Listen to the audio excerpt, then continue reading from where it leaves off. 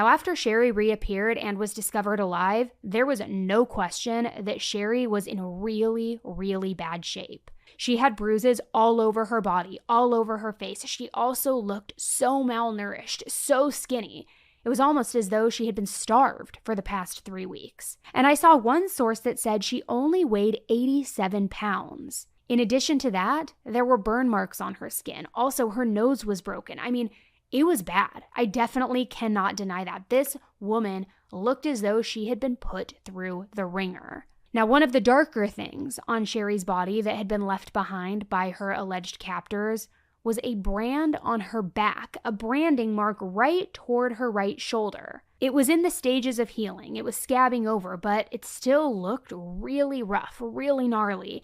And it was a brand of the word Exodus, like in the Bible. The word Exodus, just right there, burned onto her skin. So thinking that's a sign, or that it would give the investigator some more information as to who could have been responsible for this, they looked into Exodus. But there weren't any verses or anything that really made a whole lot of sense to her situation. So it seemed now more almost like a code name or something like that, something more than an actual deeper meaning. Now, even though this was arguably the most notable thing about Sherry's condition, this huge branding mark on her back, the FBI and the local authorities agreed they needed to keep this branding a secret, at least for the time being. Mainly because if it was the work of some sort of human group or something like that, some type of trafficking ring, they didn't want to alert the ring right away. They didn't want to let them know that they were onto them. They still wanted to have a chance to talk with Sherry, maybe get some more details about what had happened, maybe learn something that could lead them back to whoever had done this to her. But then once they began talking with Sherry,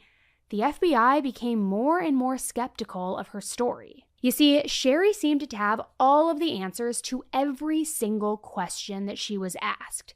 Yet, at the same time, it was almost like she had no answers at all. For example, she was able to give a description of her kidnappers, who she, by the way, described as 2 Hispanic women who were wearing masks, but then she explained that they had kept a bag over her head the majority of the time, so because of that, she couldn't really ever see much. And Denise, the FBI investigator, noted that she was really descriptive about some of the things, yet never too descriptive about anything of use. Like how, for example, she remembered the exact coffee table that she was bent over against when she was branded by her captors. She remembered the color, the style of it, everything. Yet she could never recall the color of the vehicle that she had been thrown into when she was abducted. And Denise almost made a joke about this in the docuseries, kind of being like, I can't exactly find a place or a kidnapper based on the coffee table that they own. Like, I need something more, right? And she wondered if that was purposeful on Sherry's part.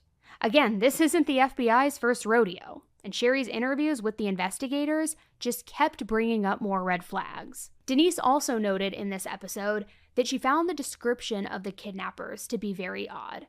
Because not only do women not typically do the heavy lifting if they are involved in some sort of kidnapping, but in general, women don't really do a lot of kidnappings or abductions. I mean, sure, yes, Sherry was a tiny woman, so overpowering her definitely would not have been too difficult, but still, it was just weird. I mean, why wouldn't a man be the one doing the abducting and the kidnapping? Why would 2 women do it? What's the motive there? What's the end game there? And it wasn't as though these women were doing the man's dirty work. Because according to Sherry, she said that those 2 women were the only ones that she ever came into contact with. There weren't any other women where she was taken to. There was never another man, just these 2 women that she described. So what would their motive have been? Then there was also the fact that Denise said that during Sherry's interviews with the investigators, she came off as almost flirtatious, kind of like sexual in nature, which that was very odd considering everything that had happened to her. But she was smiling and she was laughing most of the time. So again, it didn't seem like the behavior or the mental state of someone who had just gone through hell the past 3 weeks and finally returned. And I gotta say, there are some parallels too with Jodi Arias and how Sherry was acting. And obviously it's very different circumstances, right?